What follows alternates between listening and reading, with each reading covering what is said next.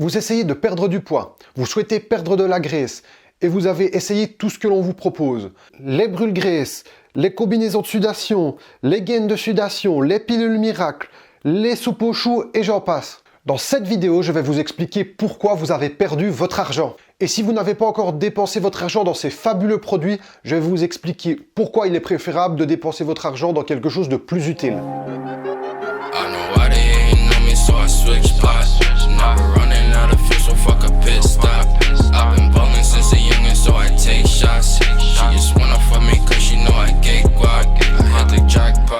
Bonjour à tous et bienvenue dans cette nouvelle vidéo. Je suis Nico et vous êtes bien sur la chaîne de Global Fit Concept. Comme vous l'avez compris, aujourd'hui on parle de méthodes, de pilules et d'accessoires qu'on essaye de nous vendre comme miraculeux. Apparemment ces produits promettent monts et merveilles.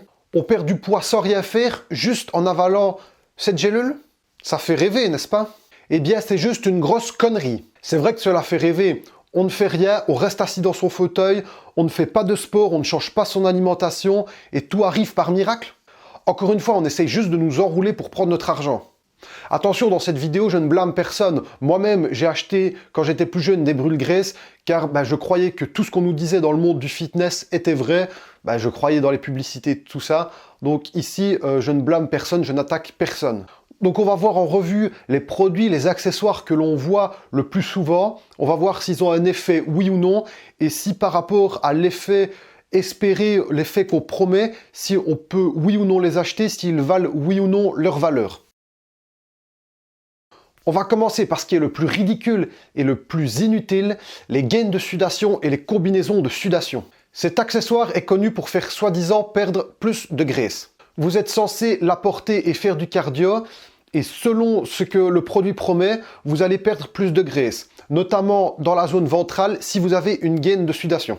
Or, cet accessoire ne fait perdre que de l'eau et pas un seul gramme de graisse en plus. Le fait de plus suer à l'entraînement ne vous fait pas perdre plus de graisse. C'est juste de l'eau. Si vous faites du cardio et que vous mettez une combinaison de sudation, vous allez effectivement perdre plus de poids que si vous avez fait votre cardio sans cet accessoire, sans la combinaison de sudation. Mais tout ce que vous perdrez sera uniquement de l'eau. Dès que vous allez finir votre entraînement, vous allez boire de l'eau pour vous réhydrater et vous allez prendre tout le poids que vous avez perdu puisque c'est uniquement de l'eau que vous avez perdu avec cet accessoire. Mais attention, en plus cet accessoire peut être dangereux. Si vous faites en une seule session avec la combinaison trop de sport et que vous ne buvez pas, vous risquez d'être déshydraté. Donc tous ceux qui prétendent qu'en mettant une gaine de sudation ou une combinaison de sudation, vous allez perdre plus de graisse que si vous ne la portiez pas, sont des menteurs. La seule et unique situation qui pourrait justifier le port de cet accessoire serait par exemple pour une pesée de compétition. Par exemple, si vous faites de la boxe et que le jour de votre pesée ou la veille, vous avez mal géré votre préparation et qu'il vous reste 1 ou 2 kilos à perdre pour être au poids de la catégorie, alors dans ce cas-là, on pourrait imaginer que vous mettiez une combinaison de sudation pour perdre de l'eau et donc juste perdre du poids. Allez vous peser et juste après la pesée, reboire de l'eau pour éviter que vos performances soient dégradées. Conclusion pour les gaines de sudation, combinaison de sudation, c'est totalement inutile. Deuxième produit, ce sont tout ce qui est brûleur de graisse et crème amincissante. Les brûleurs de graisse sont des gélules que vous devez prendre plusieurs fois par jour et qui vous aideraient à perdre de la masse grasse. Première chose à son propos, c'est qu'il vous faut tout d'abord un déficit calorique. Si vous utilisez des brûleurs de graisse sans déficit calorique, vous n'aurez aucun effet. La base, c'est le déficit calorique. C'est seulement en créant un déficit calorique, donc que vos apports en calories soient plus bas que vos sorties en calories, ce qui va donc permettre de créer un déficit calorique et potentiellement une perte de masse grasse. Deuxièmement, en imaginant que les brûleurs de graisse fonctionnent et qu'ils aient un vrai effet, la composition du produit rentre énormément en jeu. Les seuls ingrédients qui peuvent avoir un léger impact en boostant votre métabolisme sont la caféine, les extraits de thé vert ou encore les extraits de poivre. Le reste est voire peu ou pas utile. On peut donc se poser la question de l'utilité du produit par rapport au prix qu'il coûte. En général, un brûle-graisse coûte une cinquantaine d'euros pour environ un mois d'utilisation. Maintenant, si à la place, vous buviez 2-3 cafés noirs à la place chaque jour, je vous laisse imaginer la différence de prix entre les deux options. Le seul effet que les brûle-graisse peuvent apporter, c'est un petit coup de boost, un petit coup d'énergie, s'ils sont suffisamment dosés en caféine. Et c'est à peu près la même chose pour les soi-disant crèmes amincissantes. Conclusion, en imaginant même que le produit ait des effets, et s'ils le sont, ils sont très très minimes. Le coût du produit est bien trop cher par rapport aux effets qu'il apporte. Mais attention, il ne faut pas confondre les brûleurs de graisse avec les compléments diurétiques qui, eux, servent à déstocker l'eau sous-cutanée, mais ces compléments-là sont uniquement utiles et intéressants pour les bodybuilders en fête sèche, donc pour 99% de la population, ces compléments n'ont aucune utilité.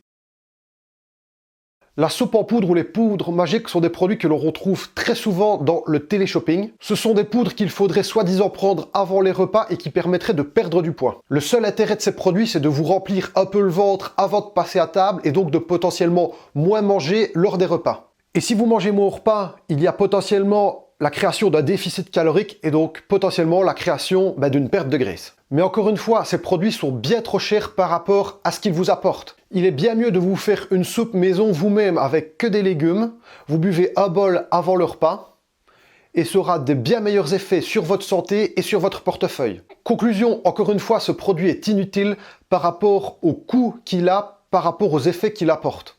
Il y a bien d'autres alternatives qui coûtent bien moins cher et qui sont tout aussi efficaces.